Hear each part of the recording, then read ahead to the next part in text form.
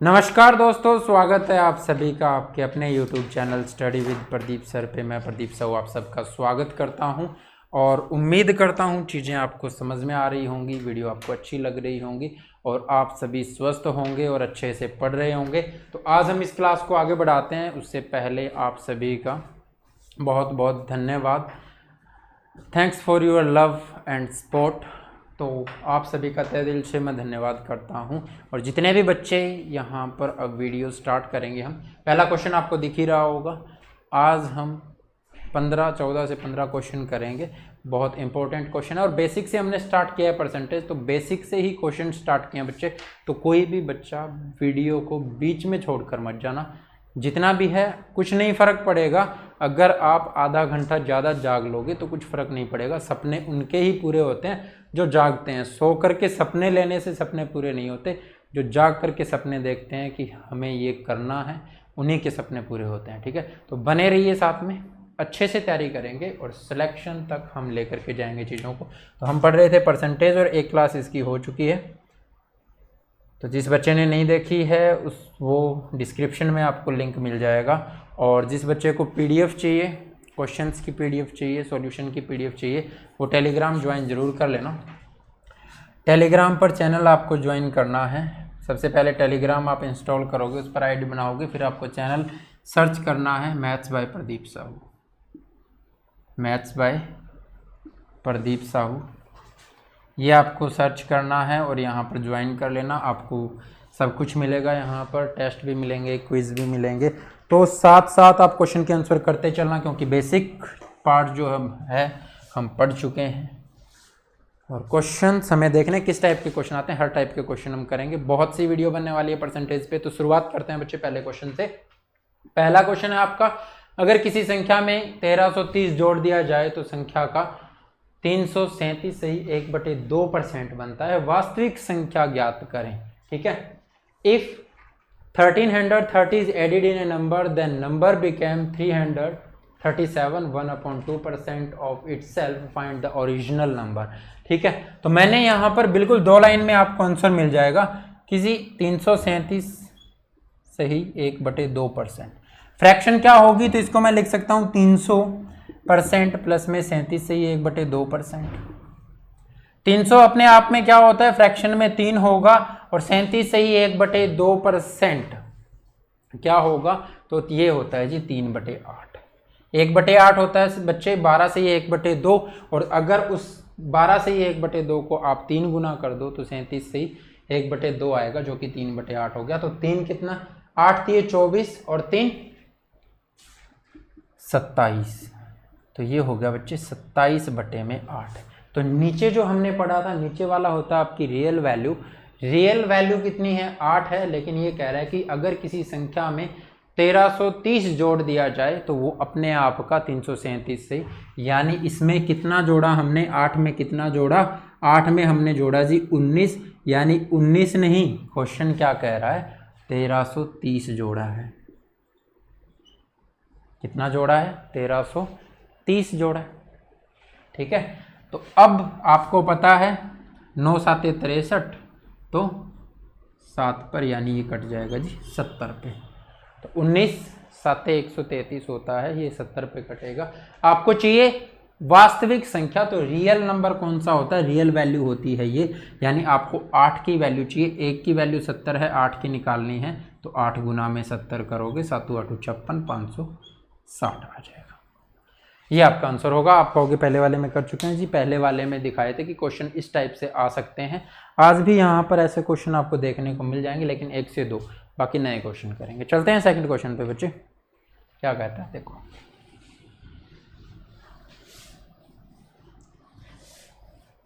बच्चे किसी को प्रॉब्लम आ रही हो तो वीडियो को रिपीट करके जरूर देख लेना। अगर किसी संख्या में 1200 जोड़ दिया जाए तो संख्या का 714 से ही 2/7% बनता है। वास्तविक संख्या क्या है ये आपको बताना है। जोड़ा कितना है भाई, 1200, तो बन कितना जाता है, 714 से ही 2/7%। फ्रैक्शन में क्या होगा, तो ये 700 लिख सकते हो, यानी 7 होगा। 14 से ही 2/7 किसकी होती है, तो 1/7 की फ्रैक्शन होती है। 14 7 98 और 200। ठीक है, तो जब भी हम परसेंटेज से फ्रैक्शन में जाते हैं तो करते क्या हैं, तो डिवाइड बाय 100 करते हैं। ये चीज़ें हम पढ़ चुके हैं पहले वाली क्लास में। कोई भी बच्चा नया है तो वो पहली क्लास जरूर देख लेना, ठीक है। चीज़ों को हम कल और भी आगे पढ़ेंगे, और आगे हमें क्या पढ़ना है कि बड़ी फ्रैक्शन दी हुई हो तो उसको परसेंटेज में कैसे चेंज कर सकते हैं, वो चीज़ें भी हम पढ़ेंगे और उसके बेस्ड क्वेश्चन भी करेंगे। तो ये कितना हो गया बच्चे, 7 7 49 हो गया और 1 50, तो ये हो गया जी 50/7।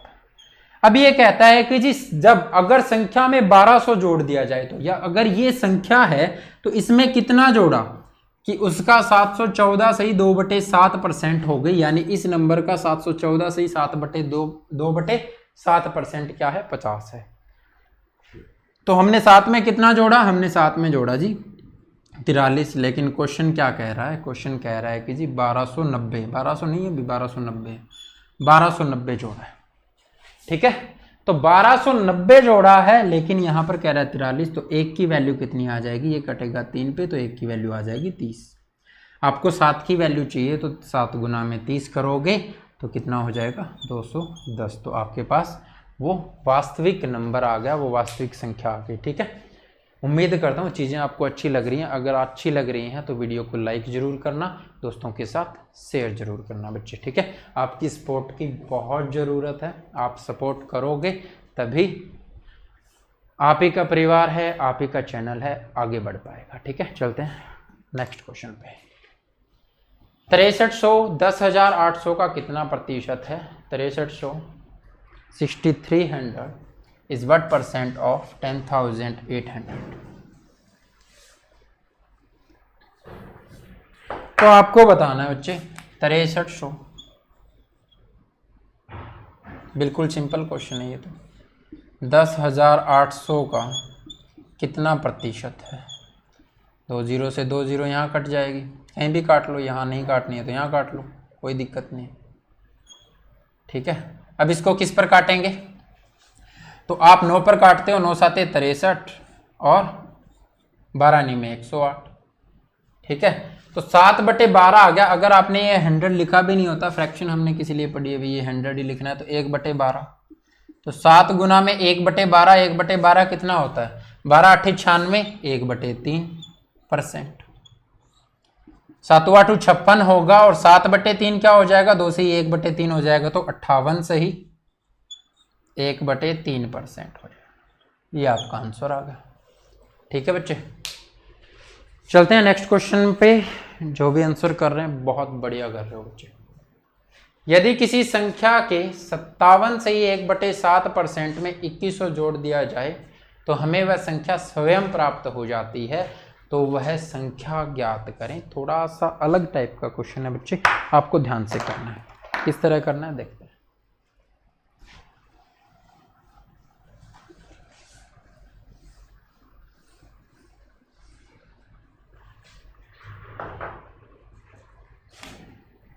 परसेंटेज में आपको दिया हुआ है 57 सही 1/7%, ठीक है। और 2100 जोड़ दिया जाए, यदि किसी संख्या के 57 सही 1/7% में 2100 जोड़ दिया जाए तो वह संख्या स्वयं प्राप्त हो जाती है। यानी इसकी अगर फ्रैक्शन निकालना चाहो तो आपको पता है कि जी 1/7 की फ्रैक्शन होती है 14 सही 2/7%, यानी नीचे 7 आया है तो 7 वाला ही रहेगा, ठीक है। नीचे जिसमें 7 आ रहा है फ्रैक्शन में वही आपको देखना है।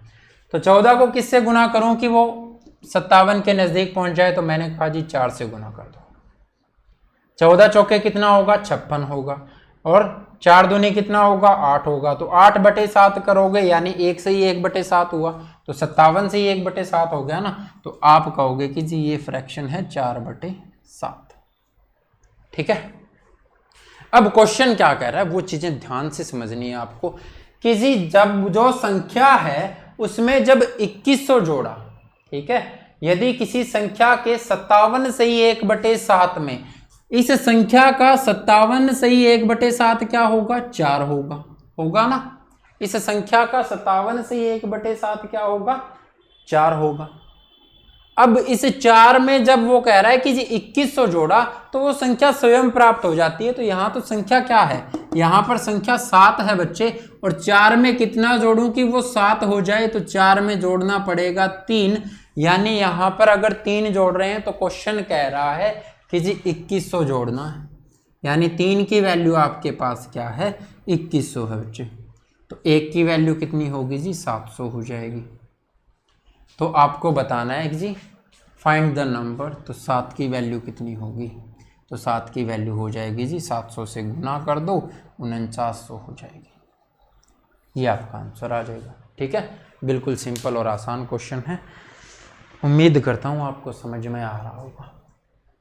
क्वेश्चन नंबर 5 देखो, एक व्यक्ति जो अपनी आय का 22 से ही 2/9% खर्च करता है, वह प्रति मास 6300 रुपये बचाता है, उसका व्यय प्रति मास कितना है ये आपको बताना है।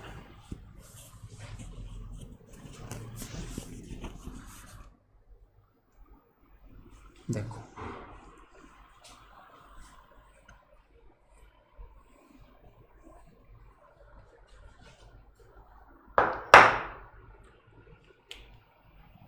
क्या कर रहा है, 22 से ही 2/9%। अपने एक व्यक्ति अपनी आय का इतना खर्च करता है, यानी बाकी तो बचत ही करता है ना। ठीक है, बाकी बचत करता है, तो हमें क्या चाहिए, हमें यहाँ पर सबसे पहले चाहिए फ्रैक्शन। आपको पता है 9 किस में आता है नीचे, तो 1/9 में आता है। कितना होता है, 11 से ही 1/9 होता है। और अगर मैं इसको 2 से मल्टीप्लाई कर दूं दोनों तरफ, तो यही आएगा ना बच्चे, 22 से ही 2/9, यानी कि ये किसकी फ्रैक्शन है, ये 2/9 की फ्रैक्शन है। किसकी फ्रैक्शन है, 2/9 की फ्रैक्शन है। आपको जैसे जैसे क्वेश्चन प्रैक्टिस करोगे, बहुत सारे क्वेश्चन प्रैक्टिस करने वाले हैं हम, तो जैसे जैसे क्वेश्चन प्रैक्टिस करोगे चीज़ें याद हो जाएंगी। अब क्या कहा इसने, एक व्यक्ति अपनी आय का इतना खर्च कर देता है, यानी वो व्यक्ति क्या कर रहा है, अगर वो 9 रुपये कमा रहा था, अगर रियल वैल्यू 9 रुपये थी, अगर वो 9 रुपये कमा रहा था तो 2 रुपये खर्च कर रहा था, यानी बचत कितनी कर रहा है, 7 रुपये की कर रहा है। लेकिन इसने क्या कहा है, इसने कहा है कि जी 6300 रुपये बचाता है, 7 रुपये नहीं बचाता। तो 1 की वैल्यू क्या हुई, तो काटोगे इसको, 9 7 63, तो 900 हुई। अब वो ये कह रहा है कि उसका व्यय प्रति मास कितना है, तो उसका व्यय आपको बताना है। तो वो खर्च तो ये कर रहा है ना, तो इसको 900 से गुना कर दो 1800। ठीक है, अगर उसकी टोटल इनकम पूछी होती तो इसको 900 से गुना कर देते, 8100 आ जाता। 6300 खर्च कर रहा है, 1800 बचा रहा है, टोटल 8100 था। ठीक है बच्चे, बिल्कुल 3 लाइन भी नहीं लिखनी है आपको, अगर चीज़ों को समझ जाओगे तो। ठीक है, चलते हैं नेक्स्ट क्वेश्चन पे। यदि x y से 25% ज़्यादा कमाता है, तो y x से कितना कम कमाता है, ये आपको बताना है। सिंपल क्वेश्चन है।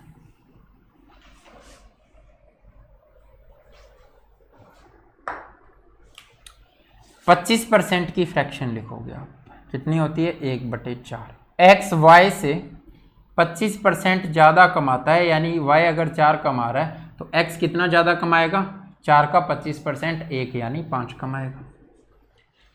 y x से कितना कम कमाता है, y कितना कम कमा रहा है, 1 कम कमा रहा है। किस से, उसको नीचे लिखेंगे, किस से, x से, तो x कितना है, 5 कमाता है। कंपेयर किससे करना है, x से करना है, तो जिससे, तो उसी को नीचे लिखेंगे बच्चे। ठीक है, तो कितना हो जाएगा, 1/5 किसकी फ्रैक्शन होती है, 20% की, तो आपको आंसर मिल जाएगा। ठीक है, बिल्कुल आसान क्वेश्चन था। चलते हैं नेक्स्ट पे।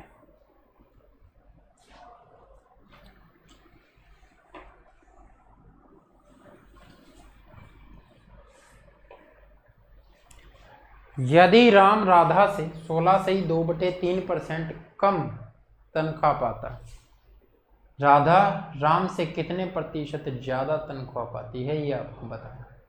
If Ram salary is 16.3% less than the Radha, by how much % does Radha salary is more than Ram, आपको ये बताना है। ऐसे क्वेश्चन जब भी आ जाए बच्चे, आपको ध्यान में ये चीज़ रखनी है कि किसके रिस्पेक्ट में पूछ रहा है। ठीक है, वहाँ पर ही आप गलती करते हो और वो गलती हमें नहीं करनी है। ठीक है, तो हमें चीज़ों को अच्छे से समझना है, बिल्कुल एक एक चीज़ हम क्लियर करेंगे। और अगर आपको ये है कि जी हमें अर्थमेटिक का ये चैप्टर स्टार्ट करवा रखा है आपने, लेकिन एडवांस में भी साथ में स्टार्ट करवाइए, तो उसकी क्लास भी मिल जाएगी, आप कमेंट कर देना एक बार। ठीक है, और अगर वीडियो अच्छी लगे तो ज़्यादा से ज़्यादा उसको शेयर कर देना, क्योंकि जितने ज़्यादा बच्चे आएंगे उतना ही आपको कंपटीशन का पता चलेगा कि कौन कितना अच्छा है। फिर हम एक क्विज़ भी रखेंगे जिसमें हम प्राइज़ भी रखेंगे, तो सब चीज़ें हो जाएंगी। आपका क्विज़ कहाँ पर होगा? तो क्विज़ होगा आपका टेलीग्राम पे, ठीक है। वहाँ पर हम क्विज़ रखेंगे, उसका प्राइज़ भी रखेंगे, तो सब चीज़ें हम धीरे धीरे तैयार करेंगे। आपका जो कंसेप्ट है वो क्लियर करना है, मैटर बिल्कुल तैयार है, टेस्ट बिल्कुल आपके तैयार हैं, सब चीज़ें तैयार हो जाएंगी। लेकिन आप कितना पढ़ते हो इस पर डिपेंड करता है। एग्ज़ाम भी नज़दीक ही है, ज़्यादा दूर नहीं है। जितने टाइम में आप तैयारी करोगे उससे पहले एग्ज़ाम आ जाएंगे, ठीक है। तो उससे पहले हम सिलेबस भी ख़त्म करना है, हमें प्रैक्टिस भी करनी है। तो साथ साथ पढ़ते रहो, अच्छे से तैयारी करो, और मैं उम्मीद भी कर रहा हूँ कि आप अच्छे से तैयारी कर रहे हो। और मेरे पास एक दिन कॉल ज़रूर आएगी और मैसेज ज़रूर आएगा कि सर हम जॉब लग गए हैं, हम सरकारी जॉब में हैं, क्योंकि उस चीज़ से आपको समाज में भी रिस्पेक्ट मिलती है, आपके माता पिता भी खुश होते हैं। और आपने ज़िंदगी में अगर एक काम भी ऐसा कर लिया ना बच्चे, जिससे आपके माता पिता को खुशी हो, ठीक है, और उनकी रिस्पेक्ट बढ़े समाज में, तो वो आपके लिए रियल सक्सेस है, ठीक है। तो वो वहाँ तक हमें पहुँचना है। अब ये क्या कह रहा है कि जी राम राधा से 16 से ही 2/3% कम कमाता है, तो किसकी फ्रैक्शन है? 1/6 की है। इतना तो याद हो ही गया होगा। ये है जी राम, ये है राधा। राम कम कमाता है किससे? राधा से। कितना? तो 6 अगर राधा कमा रही है तो ये इसका कितना परसेंट? 16 से 2/3%। 6 का 16 से 2%, 2/3 क्या है? ऊपर वाला, ठीक है। इसके ऊपर जो नंबर लिखा हुआ होगा वो उसका इतना ही परसेंट है जिसकी आपने फ्रैक्शन लिखी है, ठीक है। तो 6 का 16 से 2/3% 1 है, यानी राम 1 कम कमा रहा है। अब आपको बताना क्या है कि राधा राम से कितने प्रतिशत ज़्यादा तनख्वाह पाती है? तो राधा कितना ज़्यादा? 1। किससे? राम से। तो राम कितना कमाता है? 5। तो 1/5 का मतलब क्या है? 20%। तो 20% ज़्यादा तनख्वाह प्राप्त करती है राधा, ठीक है। बिल्कुल सिंपल चीज़ें हैं बच्चे। चले नेक्स्ट क्वेश्चन पर, और ये रहा आपका नेक्स्ट क्वेश्चन।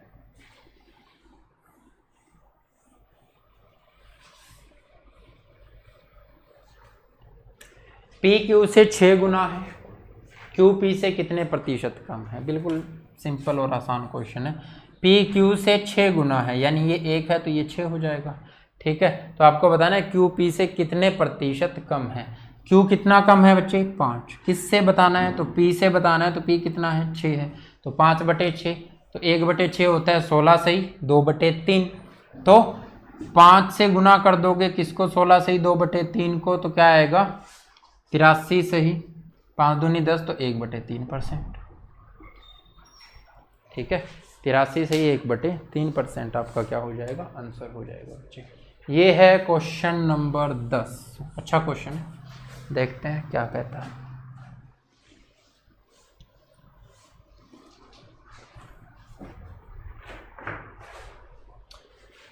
यदि चाय का दाम 20% बढ़ा दिया जाए तो चाय की इस्तेमाल में कितने प्रतिशत कमी की जाए कि व्यय में कोई बढ़ोतरी ना हो, ठीक है। If the price of tea is increased by 20%, by how much percent the consumption of tea will reduce so that there is no increase in expenditure on it, ठीक है। इसके ऊपर कोई भी व्यय में क्या ना हो? कोई भी बढ़ोतरी ना हो, ठीक है। चलो 20% उसका मूल्य बढ़ जाता है, 20% की फ्रैक्शन 1/5, यही होगी। अब मूल्य बढ़ा है, यानी पहले 5 रुपए किलो मिलती थी चाय, तो अब कितने में मिलेगी भाई? 6 रुपए किलो में।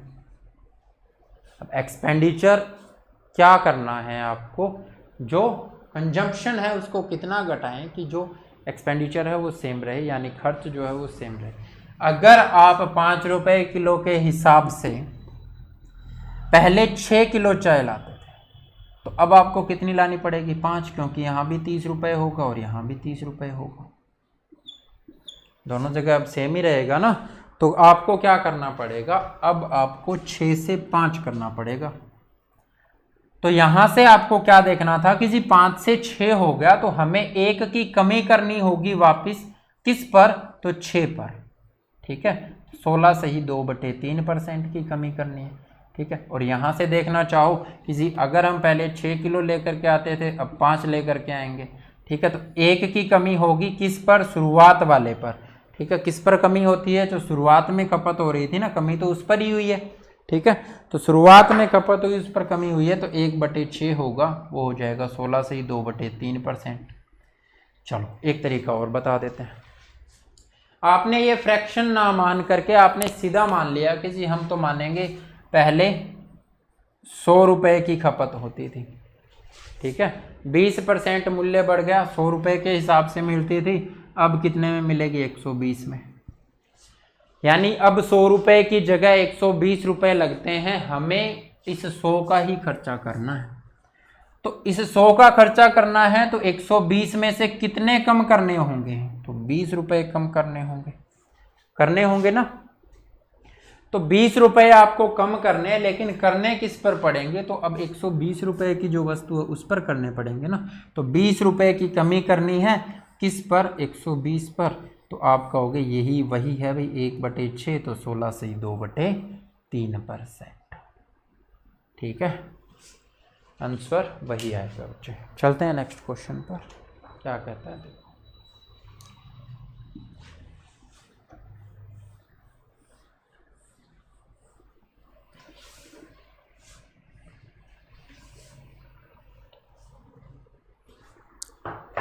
ये वही क्वेश्चन है, एक ट्रेन में उतने ही डिब्बे हैं जितने कि एक डिब्बे में सीटें हैं। ठीक है, हम पहले भी कर चुके हैं, लेकिन फिर मैं दोबारा करवा देता हूँ, कुछ बच्चों को प्रॉब्लम भी आ रही थी कल की क्लास में। देखो, एक ट्रेन में उतने ही डिब्बे हैं जितने कि एक डिब्बे में सीटें हैं। एक डिब्बा 16 यात्रियों से भरा हुआ है और उसकी क्षमता का 57 से ही 1/7। तो अभी हमने देखा था कि जी 57 से ही 1/7 क्या होता है, 4/7 की फ्रैक्शन होती है। ठीक है, अगर उस डब्बे में 7 सीटें हैं तो उसका भरा हुआ हिस्सा कितना है, 4 सीटें भरी हुई हैं। क्यों, क्योंकि 7 का 57 से ही 1/7% कितना है, 4 है। ठीक है, लेकिन यहाँ पर क्वेश्चन में कहा गया है कि जी सीटें 4 नहीं भरी हुई, सीटें 16 भरी हुई हैं, यानी 4 की वैल्यू कितनी है, 16 है। तो 1 की वैल्यू कितनी हो जाएगी, ये 4 गुना हो रहा है ना, तो 1 की वैल्यू 4 हो जाएगी। तो टोटल सीटें कितनी हो जाएंगी, तो रियल में तो 28 सीटें हैं एक डब्बे में, तो 28 कितनी हो जाएंगी, 7 सीटें हैं ना, तो 4 से गुना करोगे 28 हो जाएंगी। ठीक है, यानी एक डब्बे में कितनी सीटें हो गई बच्चे, 28 सीटें हो गई। अब इसने ये कहा है कि जी जितनी एक डब्बे में सीटें हैं ना, उतने ही डब्बे हैं, तो टोटल सीटें ये हो गई। अब बताओ आगे क्वेश्चन क्या कह रहा है। ठीक है, तो आगे क्वेश्चन कह रहा है जी ज्ञात करो ट्रेन में कितने यात्रियों को ले जाया जाएगा अगर 25% सीटें हमेशा खाली रहती हैं। तो भरी हुई सीटें आपको बतानी है, यात्री तो उतने ही जाएंगे ना जितनी सीटें भरी हुई होंगी। तो आप कहोगे कि जी अगर 25% खाली रहती हैं तो 75% भरी हुई रहती होंगी। तो 75% की फ्रैक्शन क्या होती है जी, 3/4 होती है। या फिर ये कहो कि जी 25% की फ्रैक्शन क्या होती है, 1/4 होती है। तो 4 में से 1 खाली रहती है, यानी 3 भरी हुई रहती है। तो इन सीटों का कितना भरी हुई रहेंगी, 3/4। तो इतने यात्रियों को लेकर के जाएगी। तो आप यहाँ से इसको काट दोगे किस पर, 7 पे, 7 × 21, 588 आ जाएगा टोटल। सीटें कितनी होंगी, 588। चलते हैं नेक्स्ट क्वेश्चन पे, इसी टाइप का क्वेश्चन है लेकिन उसमें फ्रैक्शन चेंज है बस।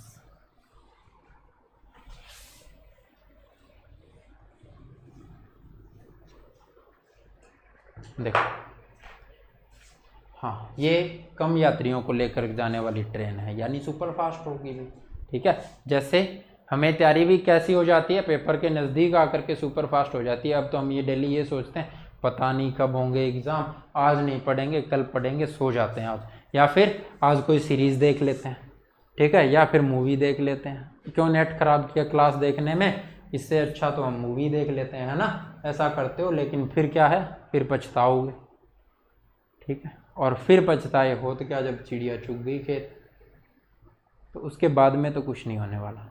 तो अभी से तैयारी अच्छे से करो और बढ़िया तैयारी करो। ठीक है, तो बढ़िया तैयारी के लिए बढ़िया बढ़िया चीज़ें पढ़नी पड़ेंगी।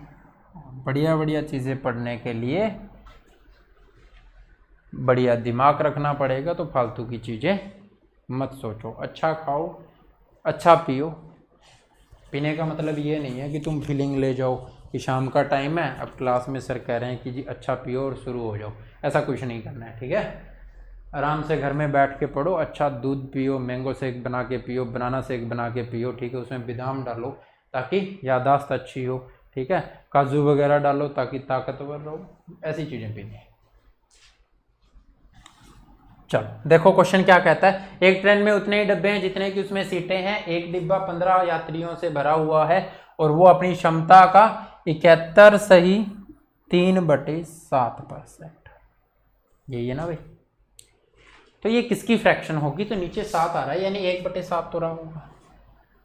तो वो कितना होता है? 14 से 2/7, और इसको 5 से गुना कर दो ना भाई। 14 5 70 और 5 दूनी 10, तो 71 से 3/7 होगा। तो फ्रैक्शन किसकी है? 5/7, ठीक है। याद हो जाएगी बच्चे। अब ये तो है नहीं, मैं कोई एलियन तो हूँ नहीं, अब मुझे याद हुई है तो आपको भी याद हो जाएगी। इंसान ही मैं हूँ, इंसान ही आप हो, लेकिन कोशिश करोगे तो याद हो जाएंगे, ठीक है। कोशिश करनी जरूरी है, और नहीं भी करोगे तो फिर ऐसे कर करके देखना पड़ेगा भाई। तो ऐसे करके देखने की ज़रूरत ना पड़े, इसलिए आप चीज़ों को समझने की कोशिश करो। अपने आप दिमाग में स्ट्राइक करेगी कि ये फ्रैक्शन दे रखे, नीचे 7 है, तो नज़दीक किसके जा रहा है यार? उसके साथ तो 14 होता है, 14 को 5 से गुना करें, 70 के नज़दीक जा रहा है, तो वही होगा, ठीक है।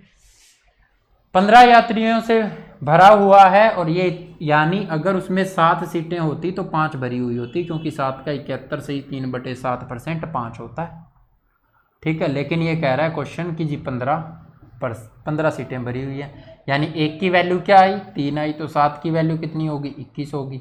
अब जितनी सीटें हैं एक डब्बे में उतने ही डब्बे हैं, तो 21 गुना 21 हो जाएगा, ठीक है। और अब क्या है कि जी 33 से ही 1/3 सीटें हमेशा खाली रहती है, तो 33 से ही 1/3% की फ्रैक्शन क्या है? 1/3 है, यानी 3 में से 1 सीट खाली रहती है। भरी हुई कितनी होती है? 2 भरी हुई होती है। तो इसका यात्री कितने लेकर के जाएगा? तो उसके 2/3, तो यहाँ से कितना हो जाएगा? 7 पे कटेगा, और 21 7 147 दूनी, तो 14 दूनी 28, 280, 294, ठीक है। ये आपका आंसर हो जाएगा। नेक्स्ट पे चलते हैं बच्चे।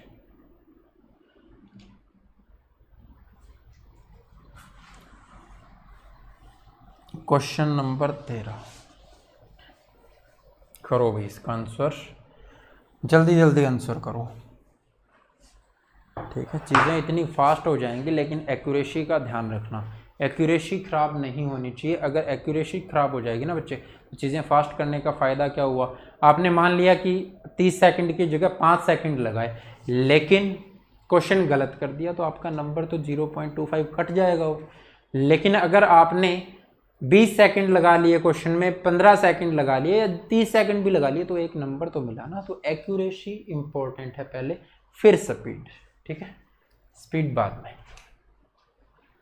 क्या कह रहा है? किसी वस्तु के भाव में 14 से 2/7% की कमी हो गई है, किंतु वस्तु की दैनिक बिक्री में 33 से 1/3% की वृद्धि हो गई है। परिणाम स्वरूप दैनिक बिक्री में प्राप्त धनराशि में कितने प्रतिशत का अंतर आएगा? ये आपको बताना है। कमी कितनी हुई भाई? 14 से 2/7%, यानी फ्रैक्शन क्या? 1/7।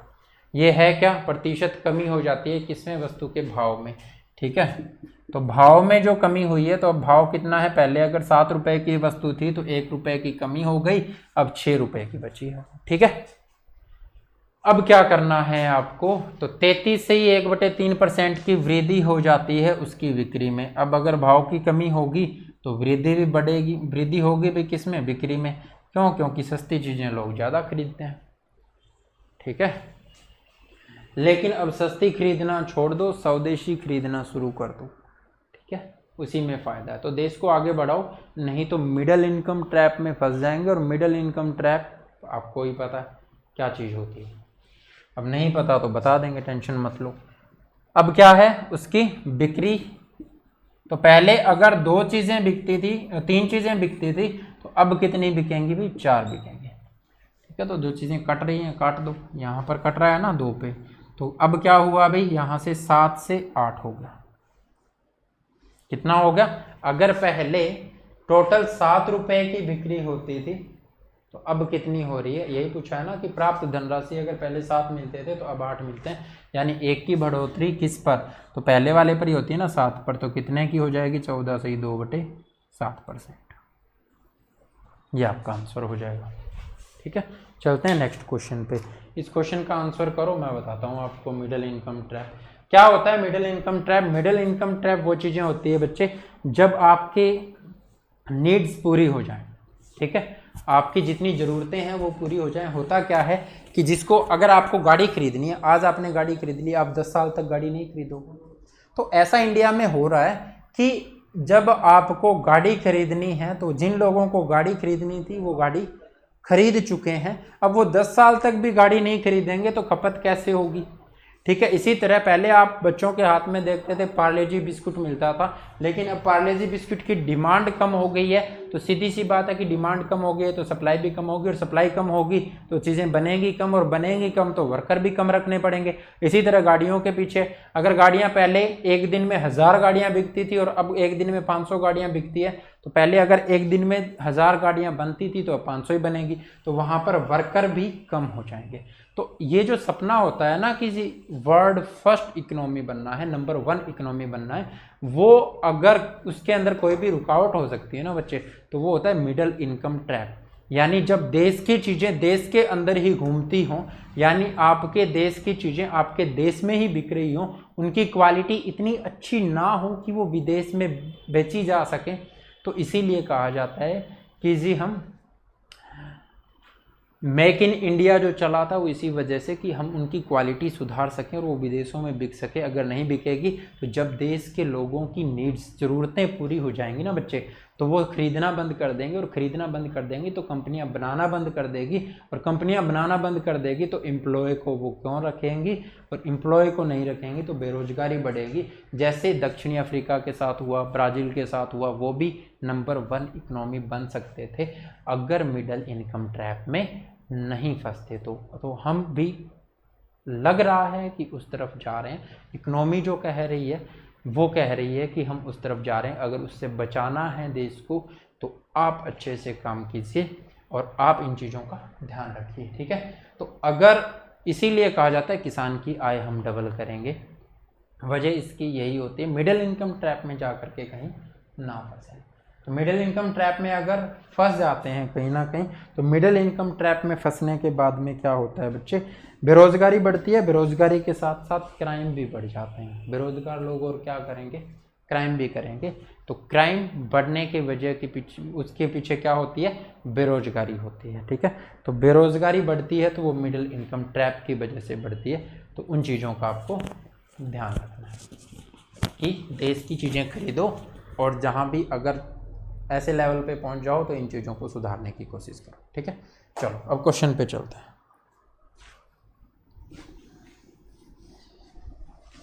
इकोनॉमिक्स जब पढ़ोगे ना बच्चे तब चीज़ें समझ में आएगी कि हम किस तरफ जा रहे हैं। अभी हम बैठ करके क्या करते हैं, राजनीति की बातें करते रहते हैं, उसने ये कर दिया, उसने वो कर दिया, वो वहाँ पर क्यों जाते हैं, विदेश में यात्रा क्यों करते हैं, वो विदेश में क्यों चला गया, किस लिए काम था, क्या काम था, सब चीज़ें करनी पड़ती है, ज़रूरत है देश की।